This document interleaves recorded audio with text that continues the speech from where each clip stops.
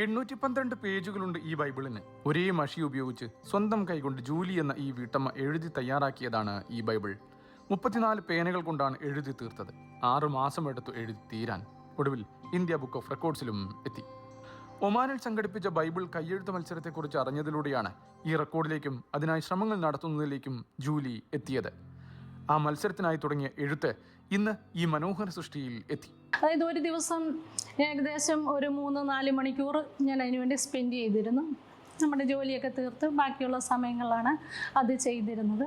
Coffee ലൈനിൽ നമ്മുടെ ഈ പേപ്പറുകളെല്ലാം മുക്കി നമ്മുടെ മുറിക്കുള്ളിൽ തന്നെയാണ് നമ്മളത് ഇട്ട് ഉണക്കിയത്. കാരണം നമുക്ക് പുറത്തു കൊണ്ടൊന്നും ചെയ്യാൻ പറ്റത്തില്ലാത്തതുകൊണ്ട് അങ്ങനെ അത് ഉണക്കിയെടുക്കുമ്പോൾ നമ്മൾ പിന്നെ ഫേസ് ചെയ്ത ഒരു കാര്യം എന്ന് പറഞ്ഞാൽ നമ്മൾ ഉണക്കി ഇടാനുമ്പോൾ ആ പേപ്പറുകൾ നമ്മൾ പൊക്കിയെടുക്കുമ്പോൾ പലപ്പോഴും പല പേപ്പറും നമുക്ക് കീറിപ്പോയിട്ടുണ്ട്. അന്നേരം ഏതാണ്ട് ഒരു 75 പേപ്പറോളം എനിക്ക് എഴുതേണ്ടി വന്നു. 2018 ഒമാൻ സീറോ മലങ്കര കത്തോലിക്ക സഭയാണ് ഈ മത്സരം നടത്തിയത്. 140-ലധികം പേർ പങ്കെടുത്ത മത്സരത്തിൽ 38 പേർക്കാണ് പുതിയ നിയമം മുഴുവനായി എഴുതാൻ കഴിഞ്ഞത്. അതിൽ ശ്രദ്ധ നേടിയത് ജൂലിയുടെ സൃഷ്ടിയായിരുന്നു. എഴുത്തു മാത്രമല്ല, അതിന്റെ പുറം ചട്ടയും ഭാവവും എല്ലാം ഒത്തിണങ്ങിയതോടെയാണ് അത്. കാരണം ഇത് 812 പേജ് കൊണ്ട് ഈ ബൈബിൾ എഴുതി തീർത്തു കഴിഞ്ഞപ്പോൾ അതിൻ്റെ ഒരു ബൈറ്റ് സപ്പോർട്ടായിട്ട് നമ്മൾ തടിയുടെ ഒരു പാളി ഇവിടെ വെച്ച് കൊടുത്തിട്ടുണ്ട്. ഈ പേജുകൾക്ക് ഒരു ബലത്തിന് വേണ്ടി ഈ ബൈബിൾ ഒരു വിധത്തിൽ നമ്മൾ മറിക്കുമ്പോഴൊന്നും പേജുകളൊന്നും ഇളകാതെ നല്ലതായിട്ടിരിക്കാൻ വേണ്ടി. അതേപോലെ ഇതിൻ്റെ 2 സൈഡിലും മെറ്റലിൻ്റെ ഒരു പീസാണ് ഇങ്ങനെ വെച്ച് കൊടുത്തിരിക്കുന്നത്. അങ്ങനെ കരുതലും സൂക്ഷ്മതയും കഴിവും അധ്വാനവും ഒത്തുചേർന്ന ഒരു ബൈബിൾ. ഭർത്താവ് അജു തോമസിന്റെ സജീവ പങ്കാളിത്തവും മക്കളായ അതുലിന്റെയും അതുല്യയുടെയും പിന്തുണയും ഈ യാത്രയ്ക്ക് കരുത്തായി.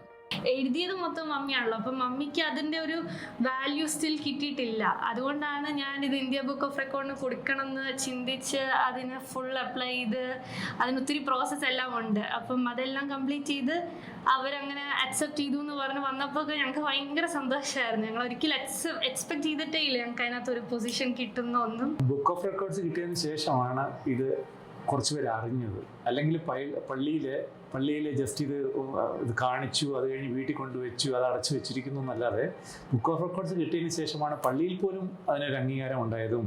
ഞങ്ങൾക്ക് മൊമെൻറ്റോ കിട്ടി, പിതാവ് വന്ന് പ്രത്യേക പ്രൈസൊക്കെ തന്നു.